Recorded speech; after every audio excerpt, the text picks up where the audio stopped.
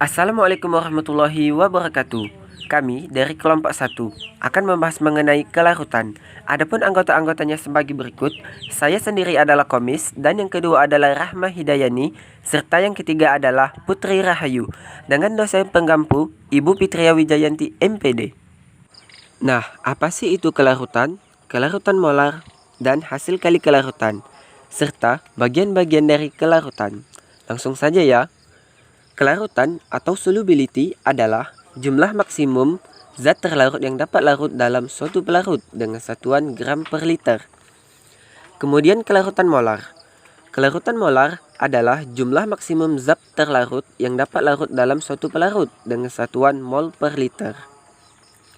Nah, karena kelarutan dapat dikatakan sebagai jumlah maksimum suatu zat, maka kelarutan ini juga dapat dikatakan sebagai konsentrasi larutan jenuh, yang mana konsentrasi larutan jenuh merupakan konsentrasi maksimum dari suatu zat. Semakin tinggi nilai suatu kelarutan, maka semakin mudah zat tersebut larut, namun akan semakin sukar zat tersebut mengendap.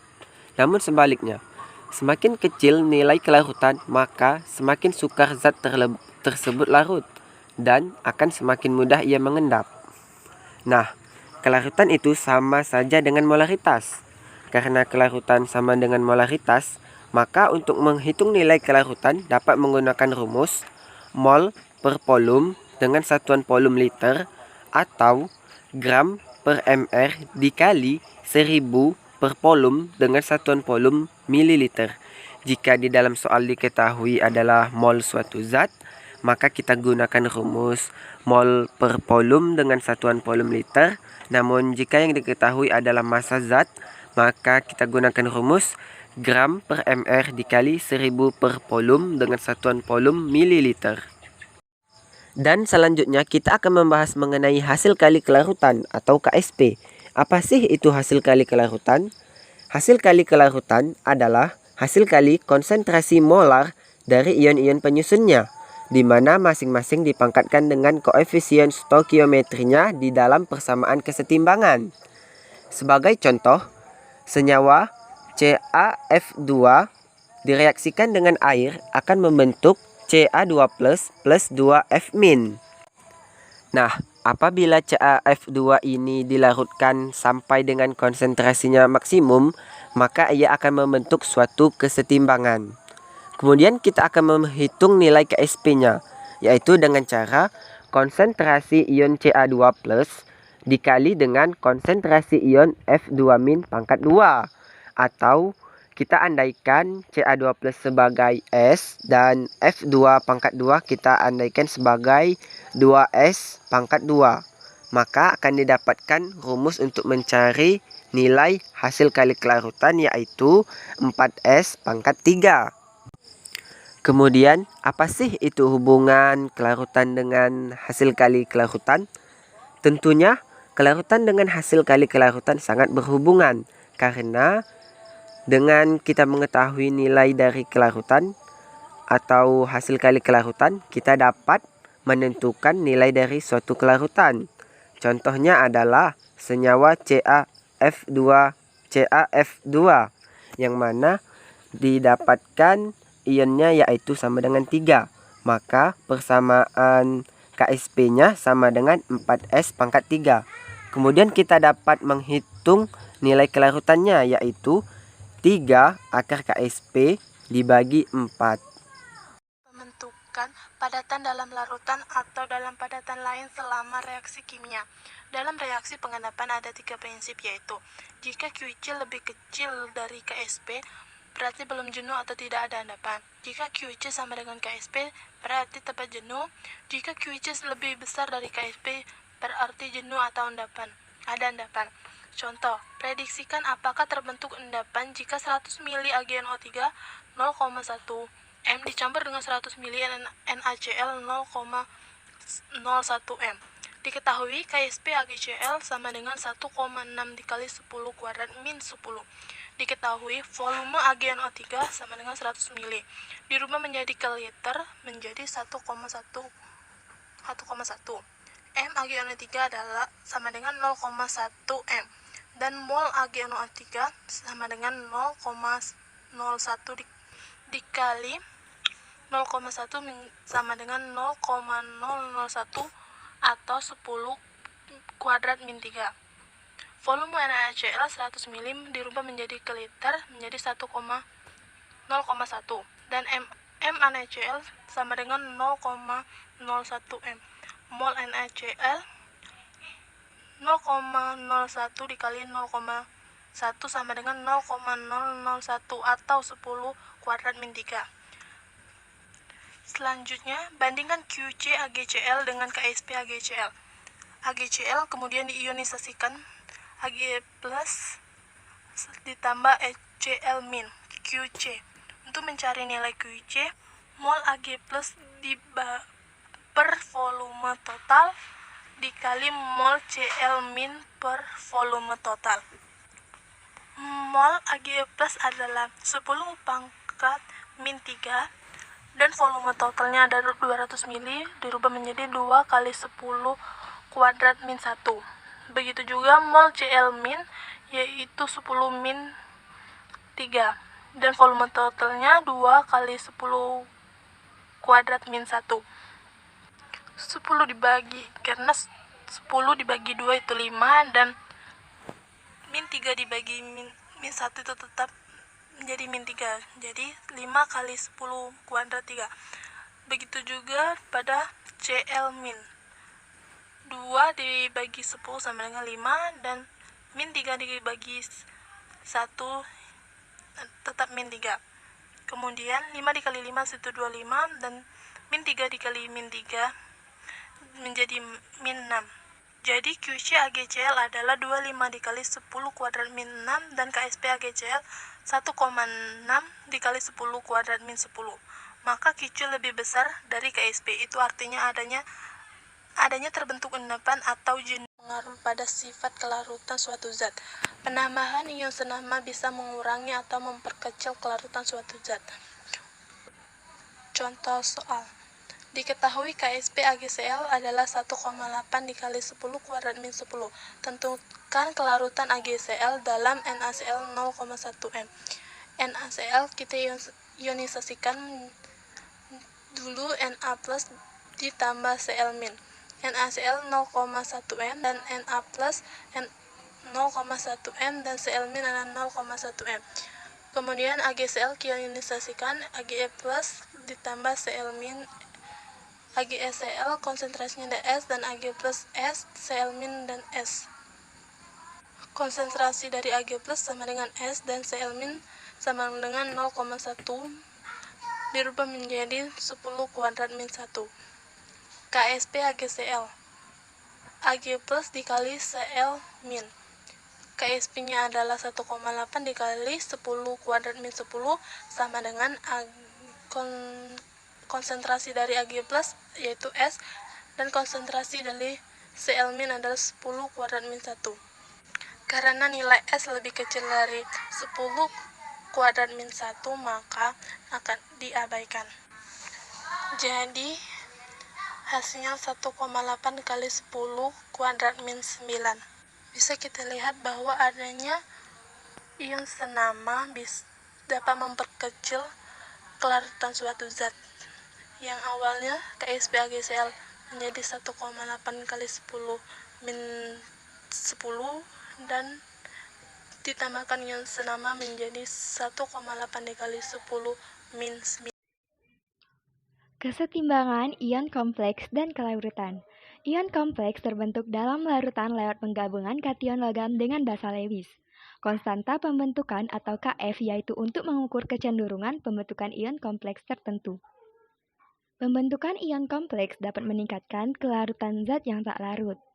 Contohnya yaitu pembentukan ion CuNH3 4 kali pangkat 2+, yang mana reaksinya dapat dinyatakan sebagai berikut.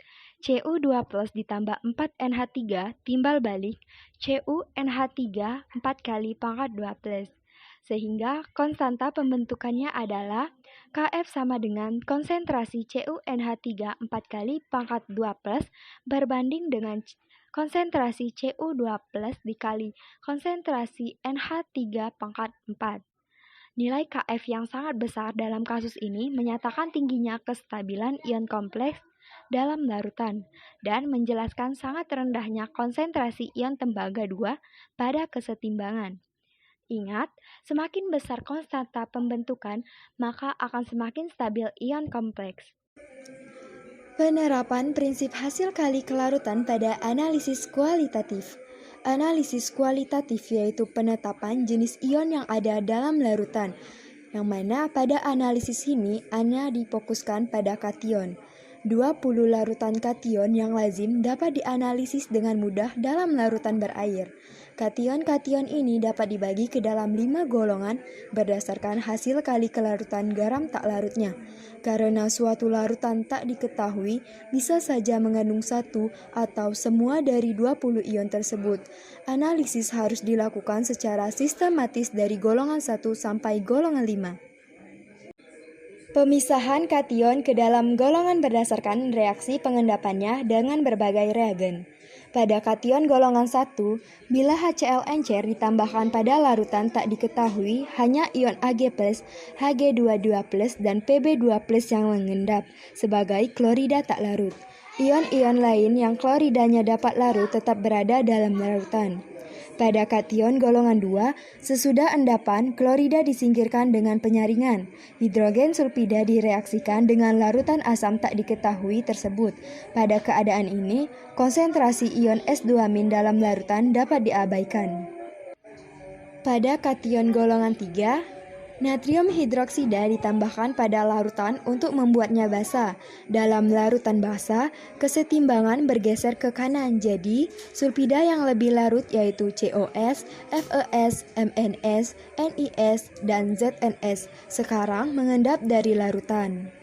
Perhatikan bahwa ion Al3+ dan Cr3+ sebenarnya mengendap sebagai hidroksida, AlOH3 kali dan CrOH3 kali, bukannya sebagai sulfida, sebab hidroksidanya kurang larut.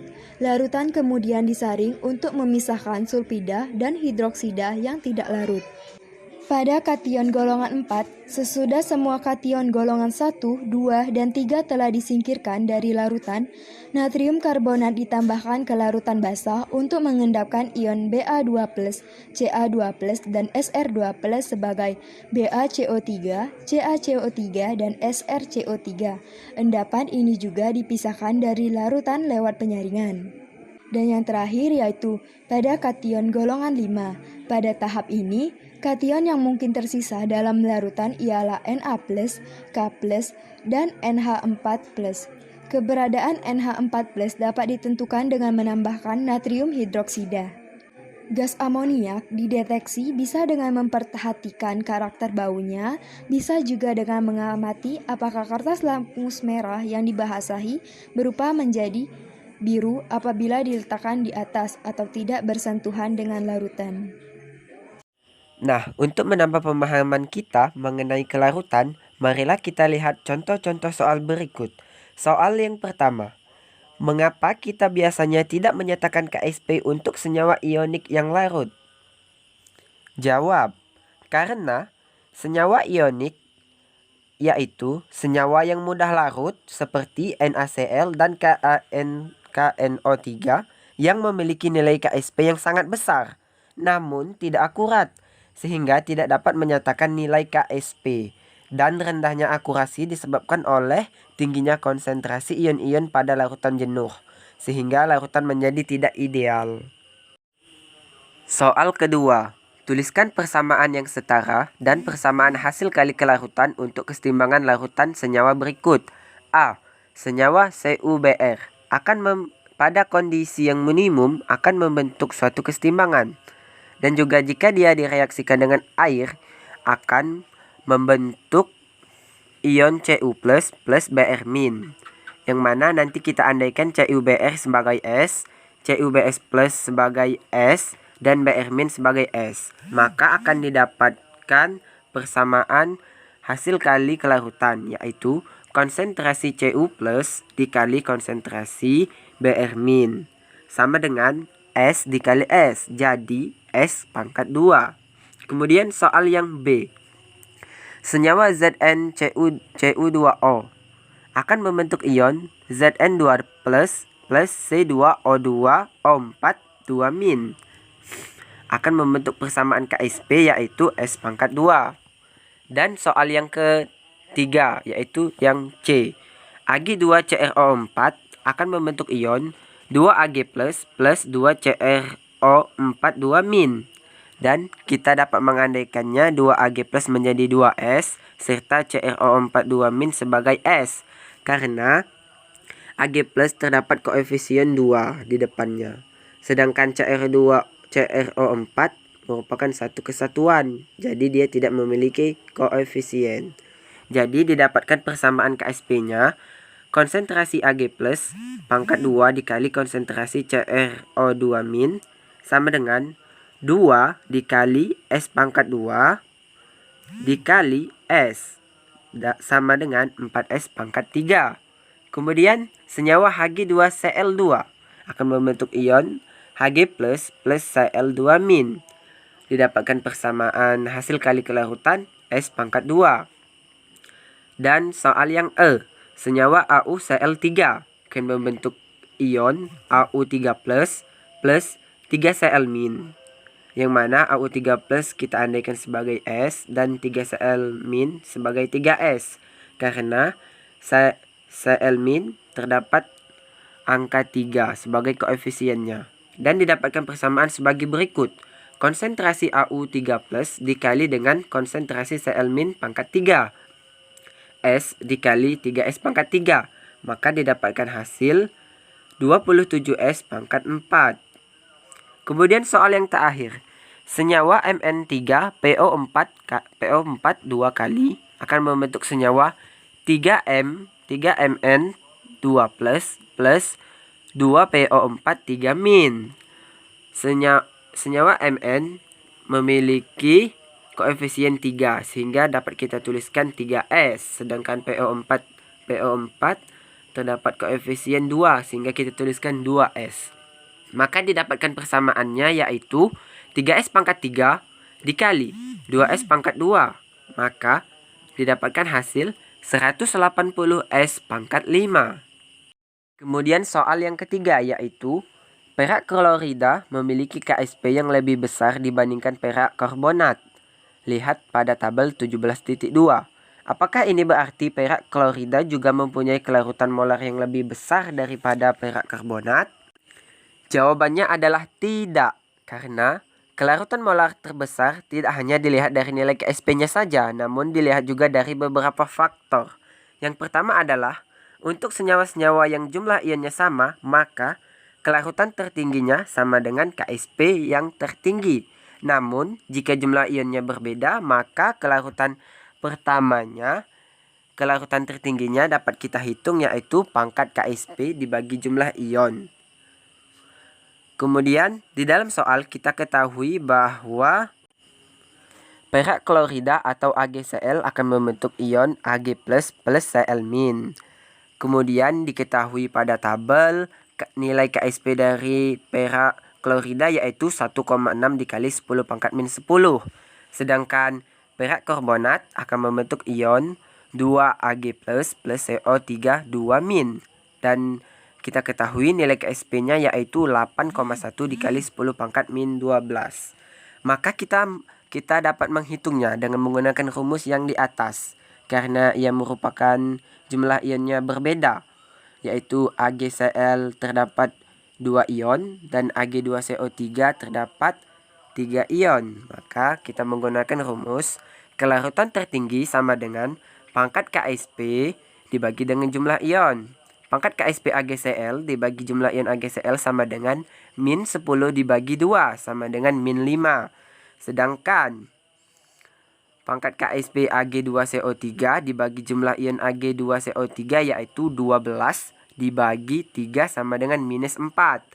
Kemudian kita bandingkan mana hasil yang paling besar. Dapat kita lihat bahwa hasil yang paling besar adalah -4. Yaitu perak karbonat atau Ag2CO3.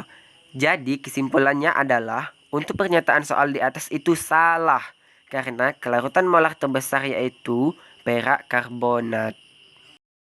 Hitung konsentrasi ion dalam larutan jenuh berikut. A. L min dalam larutan AgL dengan Ag plus sama dengan 9,1 dikali 10 kuadrat min 9M. Dan B. A. L3 plus dalam AlOH 3 kali dengan OH min sama dengan 2,9 kali 10 kuadrat min 9M. Jawab A. AgL menjadi Ag plus ditambah L min. KSP Ag plus dikali L min.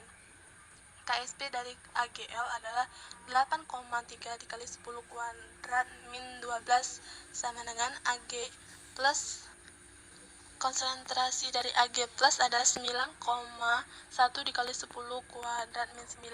Karena di sini adalah yang ditanya adalah konsentrasi dari L min, maka KSP AgL dibagi dengan konsentrasi Ag plus, yang mana KSP AgL adalah 8,3 dikali 10 kuadrat min 12 dibagi 9,1 dikali 10 kuadrat min 9 sama dengan 0,912 dikali 10 kuadrat min 3. Jadi konsentrasi L min adalah 0,912 kali 10 kuadrat min 3. Yang B, AlOH min 3 menjadi Al3 plus ditambah 3OH min. KSP sama dengan Al3 plus dikali OH kuadrat 3. KSP dari AlOH min 3 kali adalah 1,8 dikali 10 kuadrat min 33 sama dengan, karena konsentrasi ion Al3 plus belum diketahui dan konsentrasi 0,OH min kuadrat 3 adalah 2,9 dikali 10 kuadrat min 9. Untuk mencari konsentrasi dari Al3 plus, maka KSP AlOH min OH 3 kali dibagi dengan konsentrasi OH min, yang mana KSP AlOH 3 kali adalah 1,8 dikali 10 kuadrat min 33 dibagi konsentrasi OH min yang sudah dikuadratkan menjadi 24,389 dikali 10 kuadrat min 27 sama dengan 0,07 dikali 10 kuadrat min 6 atau 7 dikali 10 yang dikasih kali kelarutan untuk senyawa berikut.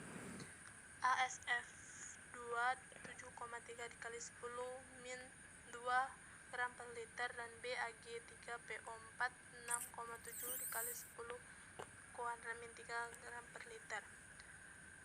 Jawab. Langkah pertama adalah merubah gram per liter menjadi mol per liter.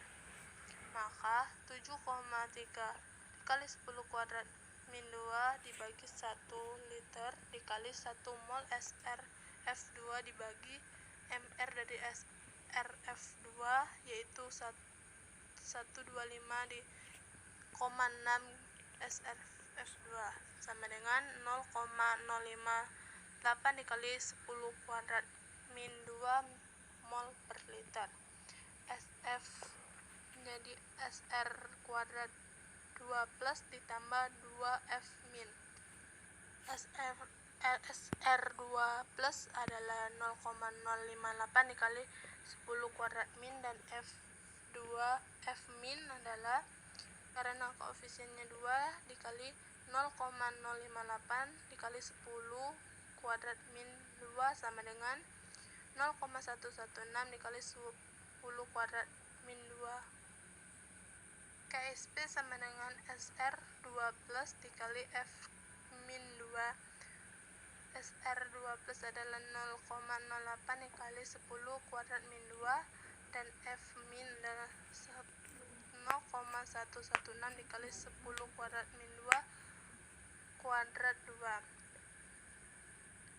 Maka 0,1058 dikali 10 kuadrat min 2, karena 0,116 kali 10 kuadrat min 2 dipangkatkan menjadi 2 menjadi 0,01356 dikali 1 kuadrat min 4 sama dengan 0,0078 dikali 10 kuadrat 6 atau menjadi 7,8 dikali 10 kuadrat min 10.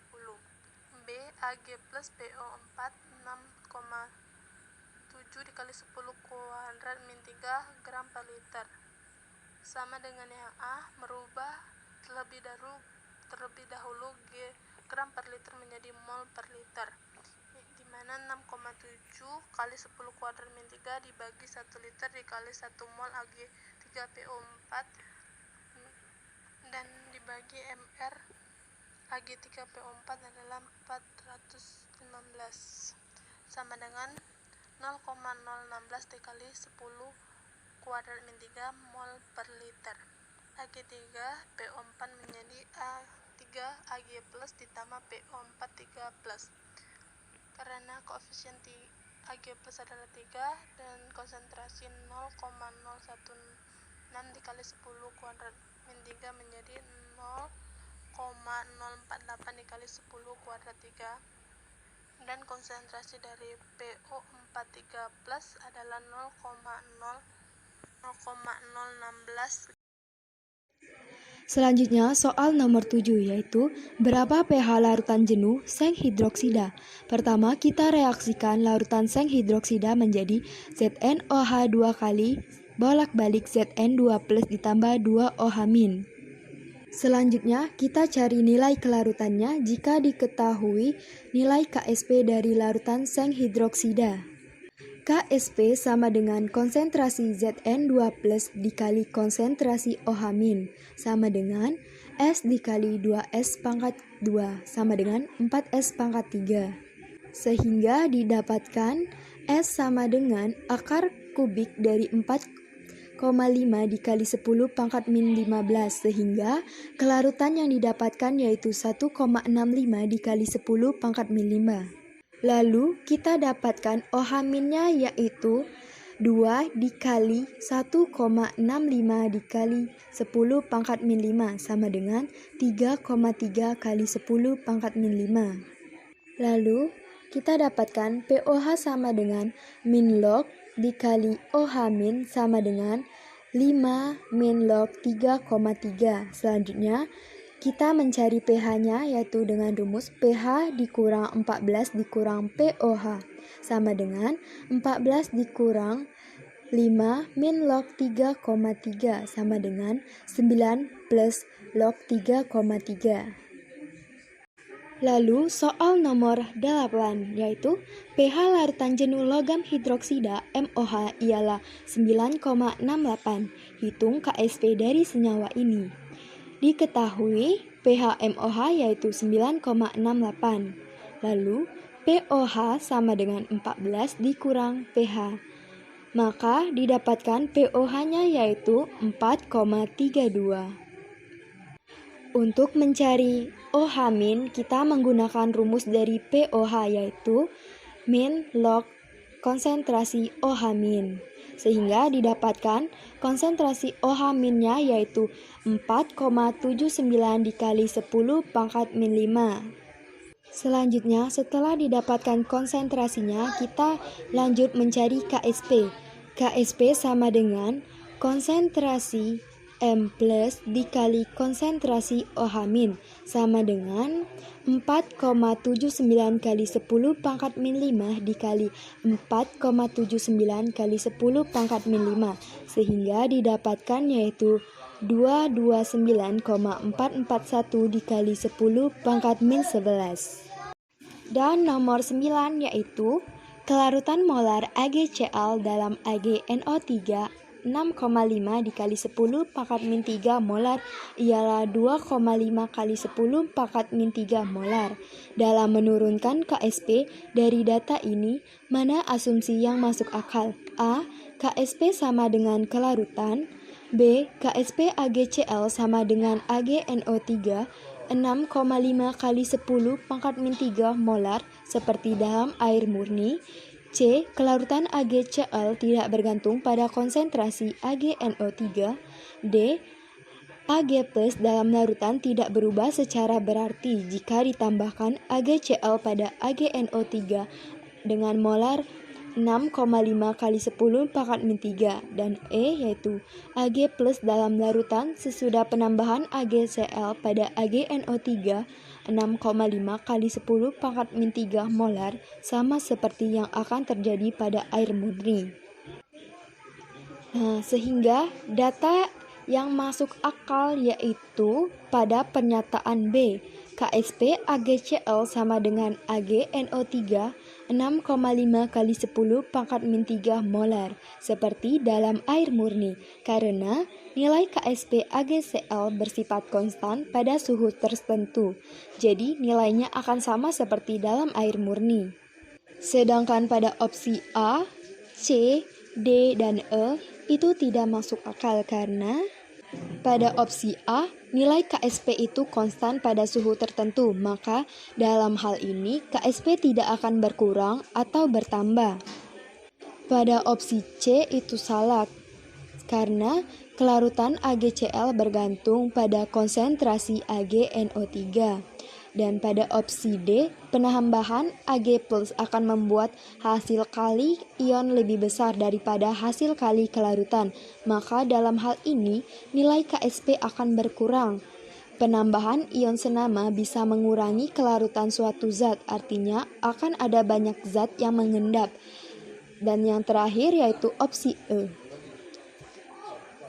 Jika dalam air murni, maka AgNO3 tidak akan terjadi penambahan Ag+, namun konsentrasinya akan tetap 6,5 kali 10 pangkat min 3. Sehingga kesimpulannya, yang hanya masuk akal yaitu pada pernyataan B atau option B, KSP AgCl dalam AgNO3 6,5 kali 10 pangkat min 3 seperti dalam air murni. Kemudian untuk soal yang terakhir yaitu hitunglah kelarutan molar AgCl dalam larutan yang dibuat dengan melarutkan 10 gram CaCl2 dalam larutan 1 liter. Jawab.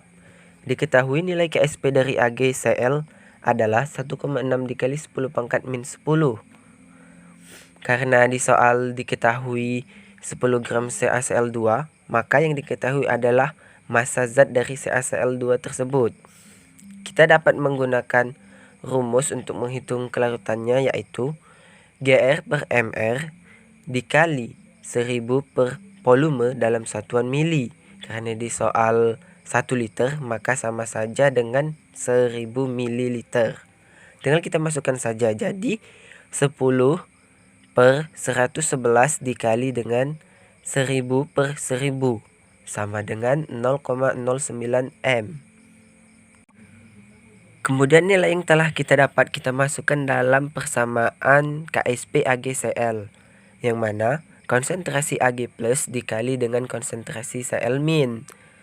Nilai KSP yaitu 1,6 dikali 10 pangkat min 10 sama dengan konsentrasi Ag plus dikali 0,09. Jadi nilai dari konsentrasi Ag plus sama dengan 1,6 dikali 10 pangkat min 10 dibagi 9 dikali 10 pangkat min 2 sama dengan 0,17 dikali 10 pangkat min 8. Atau kita jadikan bilangan berpangkat yaitu 1,7 dikali 10 pangkat min 9. Jadi kelarutan molarnya adalah 1,7 dikali 10 pangkat min 9. Baik, mungkin itu saja penjelasan dari kami mengenai kelarutan. Jika ada kesalahan kata maupun tulisan, kami mohon maaf. Terima kasih banyak kami ucapkan atas perhatiannya. Dan terima kasih kami ucapkan kepada dosen pembimbing yaitu Ibu Fitria Wijayanti MPD. Kemudian terima kasih juga kepada teman-teman. Kami akhiri. Wassalamualaikum warahmatullahi wabarakatuh.